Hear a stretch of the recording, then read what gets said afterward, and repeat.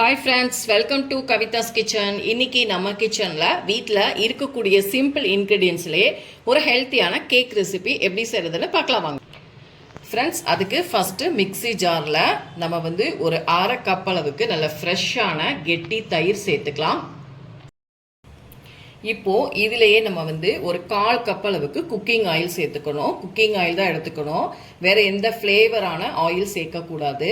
ஒரு 1/4 கப் அளவுக்கு cooking oil சேர்த்துக்கோங்க. இது கூடவே ஒரு அரை கப் அளவுக்கு நம்ம நாட்டு சர்க்கரை சேர்த்துக்கலாம். ப்ரௌன் சுகர் சேர்த்துருக்கேன். இது ஹெல்த்தியான கேக் அப்படிங்கிறதுனால நான் ப்ரௌன் சுகர் தான் சேர்த்துருக்கேன். எந்த ஒரு எசன்ஸ் எதுவும் இல்லாமல் நம்ம சிம்பிள் இன்க்ரீடியன்ஸில் தான் நம்ம இன்றைக்கி கேக் செய்ய போகிறோம். இப்போ இது கூட நம்ம அரை கப் நல்லா காய்ச்சி ஆற வச்ச பால் சேர்த்துக்கணும். இப்போ இது எல்லாத்தையும் நம்ம நல்லா மிக்ஸி ஜாரில் நல்லா பிளெண்ட் பண்ணி நம்ம எடுத்துக்கணும். ஃப்ரெண்ட்ஸ், இது கூடவே அரை டீஸ்பூன் ஏலக்காய் தூள் சேர்த்துட்டு நம்ம நல்லா அரைச்சி எடுத்துக்கணும். ஃப்ரெண்ட்ஸ் பாருங்கள், நம்ம இந்த அளவுக்கு நல்லா ஸ்மூத்தியாக நம்ம அரைச்சி எடுத்துக்கணும். இப்போ இதில் நான் ஒரு அரை டீஸ்பூன் அளவுக்கு பேக்கிங் சோடா சேர்த்துருக்கேன். 1 டீஸ்பூன் அளவுக்கு பேக்கிங் பவுடர் சேர்த்துக்கோங்க. இப்போ இதில் நல்லா சளிச்சிட்டு 1 கப் கோதுமை மாவு சேர்த்துக்கணும். நான் ஆல்ரெடி நல்லா சளிச்சிட்டேன். இப்போ இதுக்குள்ளே நம்ம சேர்த்துடலாம். இப்போ எல்லாத்தையும் நம்ம நல்லா மிக்ஸ் பண்ணிக்கலாம். நல்லா மிக்ஸ் பண்ணிக்கணும். இந்த அளவுக்கு நம்ம நல்லா கேக்கை நல்லா மிக்ஸ் பண்ணி எடுத்துக்கணும். இப்போ நமக்கு கேக் பேக் பண்ணுறதுக்கு ரெடியாக இருக்குது.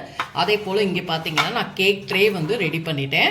உள்ளெல்லாம் நல்லா ஆயில் ஃபுல்லாக க்ரீஸ் பண்ணிவிட்டேன். அதுக்கப்புறமா மேலே கோதுமை மாவு டஸ்ட் பண்ணியிருக்கேன். இப்போ நம்ம ரெடி பண்ணி வச்சுருந்த இந்த கேக்கை இந்த கேக் பேட்டரை உள்ளே சேர்த்துடலாம். ஃப்ரெண்ட்ஸ், இந்த மாதிரி நல்லா நீங்கள் தட்டி கொடுத்துக்கோங்க. அப்போ தான் ஏதாவது பபிள்ஸ் இருந்தால் நமக்கு இதாக இருக்கும். இப்போ நமக்கு பர்ஃபெக்டாக ரெடியாக இருக்குது. ஃப்ரெண்ட்ஸ், அடி கனமான கடாயில் நான் ஆல்ரெடி ஒரு 10 நிமிஷம் ஃபுல் ஃப்ளேமில் வச்சுட்டு ப்ரீ ஹீட் பண்ணிட்டேன். இப்போ இதில் நம்ம ரெடி பண்ணி வச்சுருந்தா அந்த கேக் பேட்டரை உள்ளே வச்சுட்டு 35லேருந்து 45 நிமிஷம் நம்ம மூடி போட்டு நல்லா பேக் பண்ணி எடுத்துக்கணும். 35லேருந்து 45 நிமிஷம் ஆகணும். லோ ஃப்ளேமில் வச்சுக்கோங்க. ஃப்ரெண்ட்ஸ், அதுக்கு மேலேயே நான் கொஞ்சம் நட்ஸும் ட்ரை ஃப்ரூட்ஸும் சேர்த்துருக்கேன். இப்போ இதை நம்ம மூடி போட்டு 35லேருந்து 45 நிமிஷம் பேக் பண்ணி ஃப்ரெண்ட்ஸ், நம்ம இப்போ மூடி எடுத்து பார்த்துடலாம்.